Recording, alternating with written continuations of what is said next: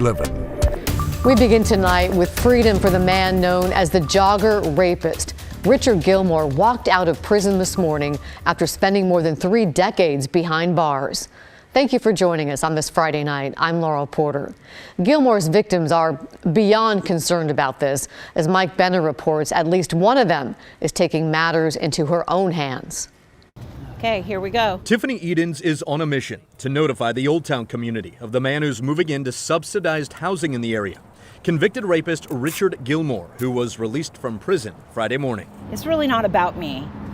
It's about the people that are here, the houseless young girls and women. They're an easy target and they don't have a voice. With that in mind, Edens and a team of supporters spent the morning distributing flyers with the face of the jogger rapist front and center. My mind is just being determined to bring awareness to the community. I don't know how I'll feel later. And who can blame her? Edens has been through a lot since Gilmore raped her in 1986. I still get spooked that somebody is watching me. I have bad dreams, nightmares, night terrors is what they are called. I see a therapist. And she's not alone.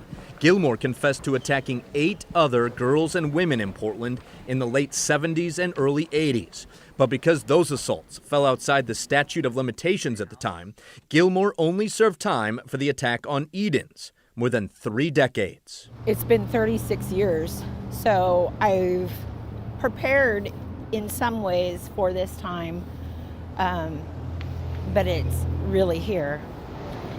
So you can imagine that it's very surreal for me and the other victims. Edens' friends recognize her anxiety, and that's why they helped her spread the word about Gilmore's release. As somebody that's gone through similar things, I just think that it's right to bring awareness to people that are unaware. Like, these people they have no notice, you know what I mean? They have no notice at all. No notice at all because the state classified Gilmore as a level 1 sex offender, the lowest of the 3 risk levels for sex offenders.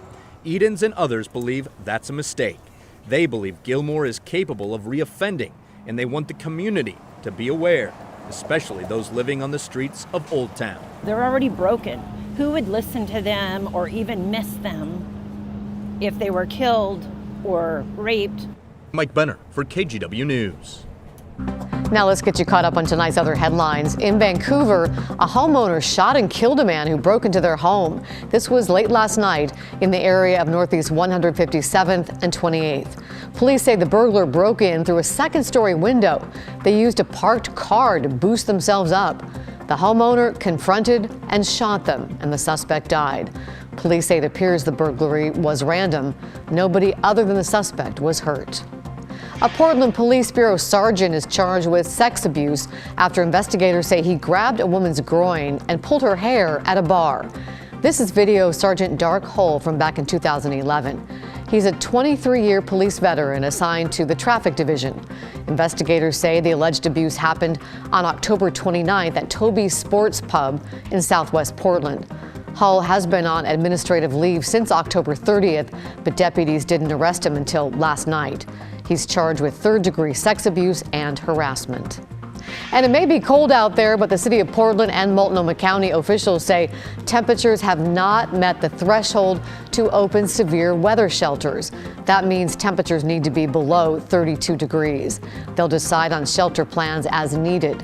Outreach workers are supplying extra winter gear and connecting high-risk individuals to overflow shelter beds. Now to the latest on those cold temperatures, Daisy Caballero joins us from the Weather Center. Daisy, how cold are we talking about?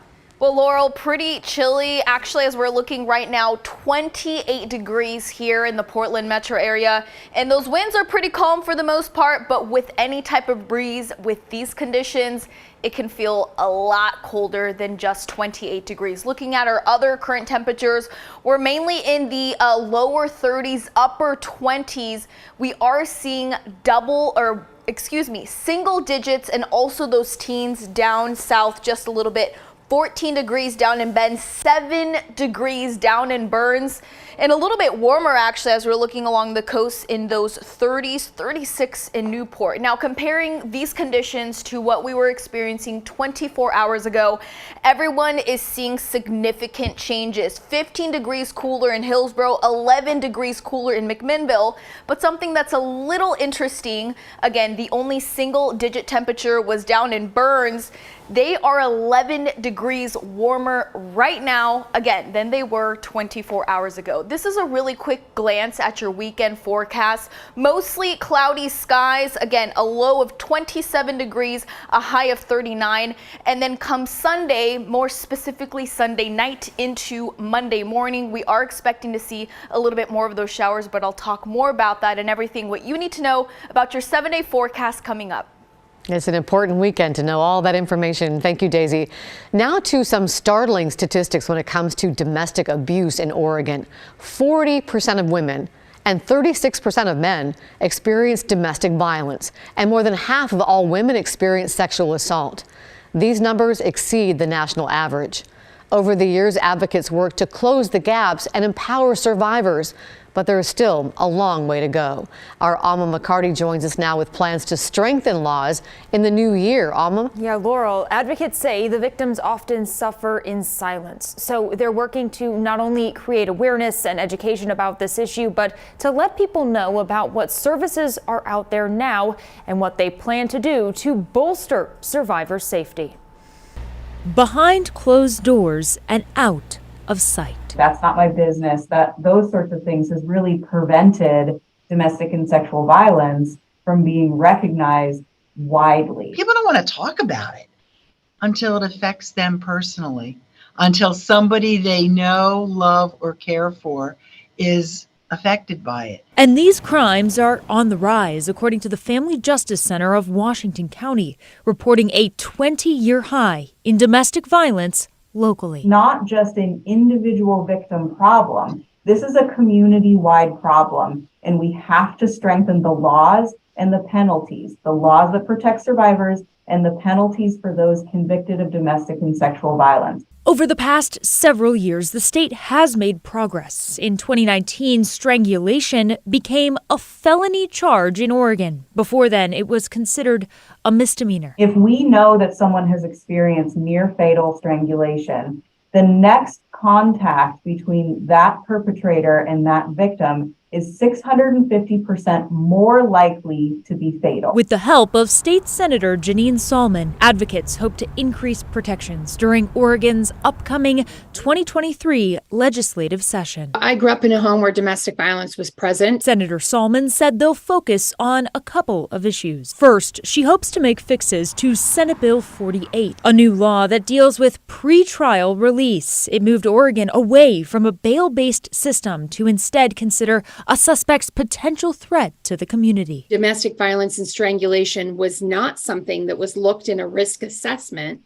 We see that, and we know that something has to be changed. Senator Salmon explains there's also a legislative concept relating to spousal support or alimony. It would allow a court to consider evidence of abuse when they determine the amount of spousal support that someone will get. Lastly, the Family Justice Center here requested lawmakers add strangulation exams to be covered by the state's Crime Victims Compensation Fund. Right now, survivors foot the bill for these exams. Advocates believe this work can help end the cycles of abuse. The landscape for survivors and their families needs to change in Oregon. There are resources out there and available now and people to get survivors connected to all of this. For emergencies, be sure to call 911. The National Domestic Violence Hotline is 800-799-7233. You can also text the number 88788. We're going to have more resources up soon on KGW KGW.com. Laurel? A critical topic and important numbers to keep on hand. Thank you, Alma. The United States Postal Service needs your help finding whomever stole collection boxes in Northeast Portland. USPS said they were stolen on December 1st at the Park Rose Post Office on Northeast 122nd Avenue. No word on a description of the person or people who stole the boxes or why they believe they were taken in the first place. USPS said this is an ongoing investigation.